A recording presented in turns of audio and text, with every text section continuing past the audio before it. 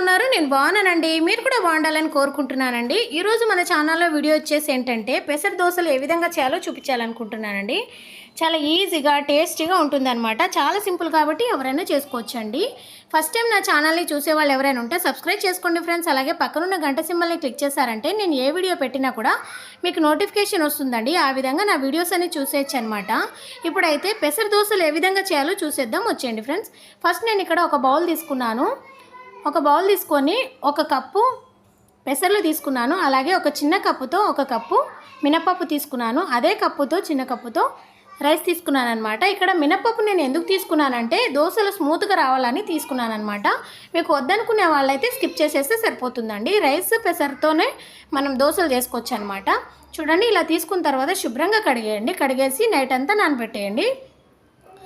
లేదా 6 to 8 hours ఎప్పుడు నానపెట్టేసుకున్నా సరిపోతుందండి. నేనైతే మార్నింగ్ టిఫిన్లోకి చేస్తున్నాను కాబట్టి నైట్ అంతా నానపెట్టేసాను అనమాట. ఈ విధంగా నానబెట్టేసి పక్కన పెట్టేయండి. మార్నింగ్ లేవంగానే ఇలా శుభ్రంగా కడిగేసి, చూడండి బాగా నానాయి కదండి, ఈ విధంగా శుభ్రంగా కడిగేయండి. కడిగేసి మిక్సీ జార్ తీసుకొని మిక్సీ జార్లో కొంచెం కొంచెంగా వేస్తూ మనకి దోశ పిండి ఏ విధంగా అయితే మనం గ్రైండ్ చేసుకుంటామో ఆ విధంగా గ్రైండ్ చేసుకోవాలండి. ఇలా మిక్సీ జార్లో పెట్టినప్పుడు 2 పచ్చిమిర్చి, ఒక అల్లం ముక్క కూడా యాడ్ చేసేసి గ్రైండ్ చేసుకుంటే సరిపోతుందండి. టేస్టీగా ఉంటుందన్నమాట.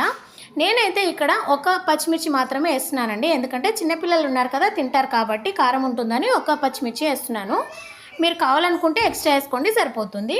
ఇక్కడ గ్రైండ్ చేసేటప్పుడు వాటర్ వేయకుండానే మనం గ్రైండ్ చేసుకుంటే బాగుంటుందండి. ఎందుకంటే మనము దోశలు వేసేటప్పుడు మనకి ఏ విధంగా అయితే కావాలనుకుంటున్నామో ఆ విధంగా అప్పుడు కొంచెం కొంచెంగా వాటర్ కలుపుకొని మనం దోశ పిండిలాగా రెడీ చేసుకుంటే సరిపోతుందన్నమాట. నేనైతే వాటర్ వేయకుండానే ఇలా గ్రైండ్ చేసుకున్నానండి. ఒక బౌల్లో తీసి ఇలాగ గ్రైండ్ చేసుకున్న పిండి మొత్తం ఇందులో కలిపేయాలన్నమాట. అందులోనే కొంచెం జీలకర్ర కూడా యాడ్ చేసేయండి. జీలకర్ర యాడ్ చేసేసి బాగా కలిపేయండి ఫ్రెండ్స్. ఇలా కలిపేసిన తర్వాత టేస్ట్కి సరిపడా సాల్ట్ కూడా యాడ్ చేసేయండి.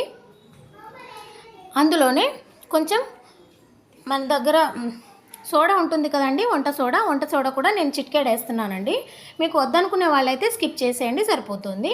ఇలా వేసిన తర్వాత బాగా కలుపుకోండి. చూడండి, ఇక్కడ పిండి బాగా లూజ్గా కాకుండా కొంచెం చిక్కగా ఉంది కాబట్టి కొంచెం నేను వాటర్ యాడ్ చేస్తున్నానండి. చూడండి, ఇలా వాటర్ యాడ్ చేసేసి బాగా కలుపుకోండి. దోశ పిండిలాగా ఇలా రెడీ చేసేసి పక్కన పెట్టేయండి. ఇప్పుడు 2 ఆనియన్స్ తీసుకొని చిన్న చిన్న ముక్కలుగా కట్ చేసుకొని పక్కన పెట్టేసుకోండి. ఒక ప్యానం తీసుకొని ప్యానం హీట్ అయిన తర్వాత దోశలు చూడండి ఈ విధంగా వేసుకుంటే సరిపోతుంది. చాలా బాగుంది కదా, చక్కగా అయిపోతున్నాయి కదండి. దీనిపైన కొంచెం జీలకర్ర కూడా యాడ్ చేసేయండి. చూడండి, ఈ విధంగా జీలకర్ర కూడా యాడ్ చేసిన తర్వాత మనం ముందుగా కట్ చేసి పెట్టుకున్నాం కదండి, ఆనియన్ ఉన్నాయి కదండి, అవి కూడా యాడ్ చేసేస్తే సరిపోతుంది. మీకు ఆనియన్ ఎక్కువ తినేయాలనుకునే వాళ్ళైతే కొంచెం ఎక్కువ యాడ్ చేసేసుకోండి. నాకైతే ఇది సరిపోతుంది కాబట్టి కొంచెమే వేసాను అనమాట. కొంచెం ఆయిల్తో బాగా కాల్చుకున్నట్లయితే ఎంతో టేస్ట్కరమైన పెసర దోశలు రెడీ అయిపోయాయి కదండి. వీటిని పల్లి చట్నీ కానీ అల్లం చట్నీలో కానీ తినండి, చాలా టేస్టీగా ఉంటుందన్నమాట. దీన్ని మనం తిప్పాల్సిన అవసరం లేదండి, పల్సగా వేసుకున్నాం కాబట్టి మంచిగా కాలిపోతాయి. ఆయిల్తో కాల్స్తున్నాం కాబట్టి చూసారు కదా, చాలా టేస్టీగా ఉంటుందండి. మీరు ఒకసారి ట్రై చేసి చూడండి. చాలా ఈజీ ప్రాసెస్లో చాలా టేస్టీగా ఉంటాయన్నమాట. వీడియో నచ్చితే లైక్ చేయండి, సబ్స్క్రైబ్ చేయండి. మీరు ట్రై చేసి ఎలా వచ్చిందో నాకు కామెంట్ చేయండి ఫ్రెండ్స్.